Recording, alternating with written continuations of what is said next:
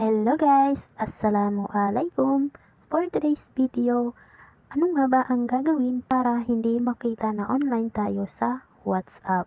So kung gusto mong malaman, panoorin mo lang ang video na ito. Ang una-una natin gagawin ay pupunta tayo sa ating mga WhatsApp. So i-click lang natin iyan. And then dito, i-click lang natin itong 3 dot na to sa pinakataas. And then click natin itong settings. So dito guys, punta tayo sa pumunta lang tayo dito sa privacy. And then dito, i-click lang natin itong last seen and online.